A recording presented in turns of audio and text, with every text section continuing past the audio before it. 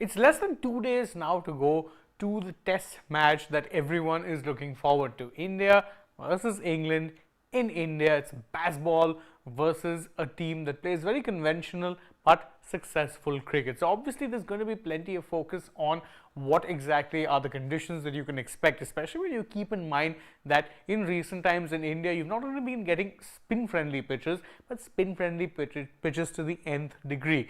They have gone very much on, let's say, the very extreme side at times, but that has been the result, as has been discussed in the past, of the fact that in the era of the WTC, the World Test Championship, you want results. You do not want drawn test matches, which is why sporting pitches as such have been put on the back burner. And if you are to listen to what this man right here, head coach Rahul Dravid, had to say in the pre-match press conference, which he addressed after India's training session, which took place today in Hyderabad, well, then you'll realize what exactly is set to come in this particular test series, at least the start of it, because again, we've not spoken about how it is that the pitch will play out in other games. But if we're talking purely about the Hyderabad pitch, spoiler alert folks, it's going to spin, and it will spin, if things go right, a fair bit. In fact, this is what Rahul Dravid had to say. He said in the press conference that we'll have a look at the wicket once it starts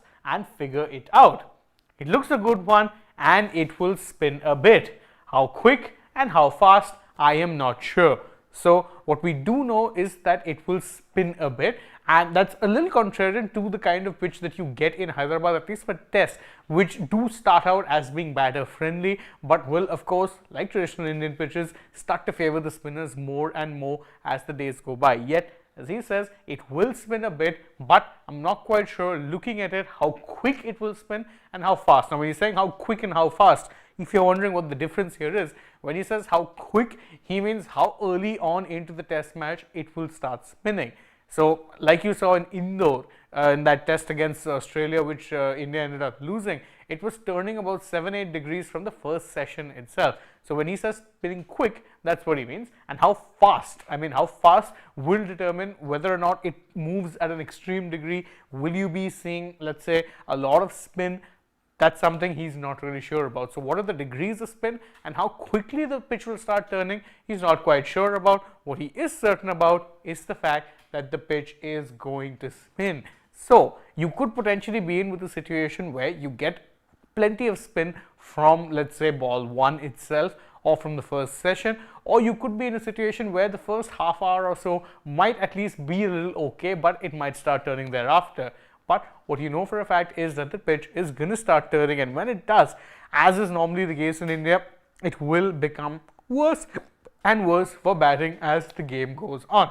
That is along expected lines, and Dravid himself has now confirmed as much. Interestingly, if you look at a tweet that Kevin Peterson has put out on social media, we have it on our platforms on Sports Today as well, you can check it out.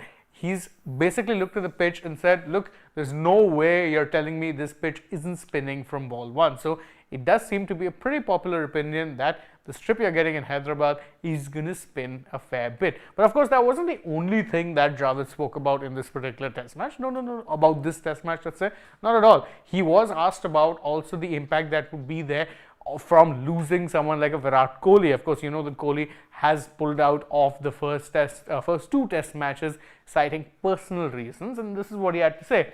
He said that, look, any team will miss a quality player like Virat Kohli, but it gives another player a chance to step up in his absence. So it's a great opportunity too, and it's a pretty correct answer, you can say. I mean, it's a little too safe, but he's also not wrong when he says that, you know, look, everyone is going to miss a player like Kohli, and he did say that, you know, the personal reasons that came up were such that he would have had no choice but to actually step away from, let's say, these first 2 games. Saying, but also it does give a very good opportunity to any player to step up there, stake his claim, and potentially also give you a first look at what an Indian batting lineup in Test post Kohli would look like. Admittedly, it's a very scary thought for a lot of people, and I understand it. Kohli has been a colossus of cricket, especially Test cricket, but it's one of those situations which unfortunately couldn't be avoided, and therefore you are seeing, let's say, someone else, potentially Iyer and Rahul batting at 4-5. We don't really know what the combination will be, but that seems to be the likely, let's say, breakdown of how this team is going to look. So as he's saying, one man's loss, it's another man's gain, and whether any of these players can make, let's say, the most of this particular chance, that's something that we'll only see once the test match starts. He's also quizzed about another batter, and a star batter at that, someone seen as the heir apparent of Virat Kohli, Shubman Gill. Now, it's no secret that Gill has been struggling for form a lot in recent times, but Dravid unsurprisingly backed him to come good. He said, look, Gill is a fine player. To be fair, he's played on some challenging wickets both in India and overseas. We hope he gets some big performances versus England. Now, if you look at his statement in isolation, sure, he's not entirely wrong when he says that Gill has sometimes played in some very challenging conditions. But if you look at it beyond just that, I mean, others have found ways to score runs in India, and Gill, his record in India recent times hasn't been that great. In fact, you would argue that his record in general, when it comes to, let's say, overseas conditions, particularly ever since he's dropped down to the number 3 position, have been rather poor. So if you are Dravid, you'd really hope that he can get some big performances, because again, with Gill, you know the kind of player he is, you know what he brings to the table. It's just that for one reason or the other, there have been times where he's gotten starts, but has been unable to carry his bat and play that long innings, the kind of innings characterized by Test cricket, where you get a big daddy 100 or 150 or a double 100.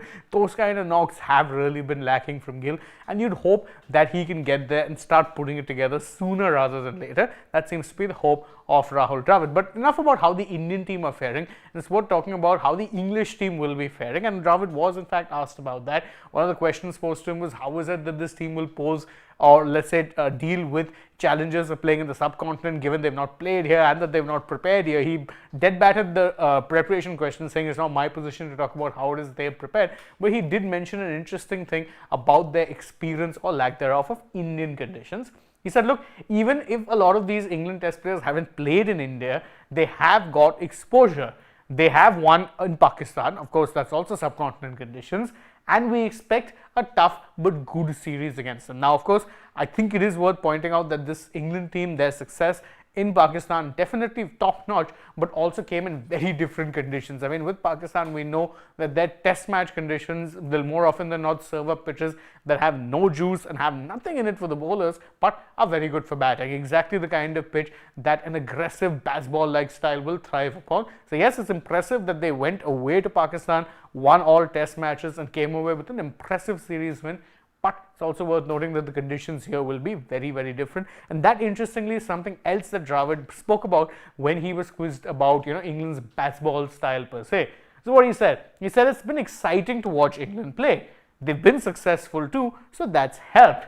We have to respect that, but it will be a challenge for them in India. Now, why, of course, he said that? Saying because, of course, the conditions here are very different to what you'd get in England, and so therefore being able to replicate that style might not be as easy. Of course, you do know that the head coach Brendan McCullum has said, look, we're going to be going for that way anyway. We're not going to be backing down. We're not going to be changing our style. So that actually is music to the ears of a lot of people. One, because of course playing that sort of a high risk style of cricket does open you up to more losses, but will also be fascinating to watch how it is that they are able to fare in conditions in India where they're not going to be conducive to that kind of stroke play, but it might become so much of a lottery that playing that way might be the best way to go. We don't really know yet. What we know is it'll be fascinating to watch. Of course, Dravid did mention a lot of these things, and of course he knows that this is going to be a very spin friendly track in Hyderabad. So what are your thoughts on this? Are you excited for the first test,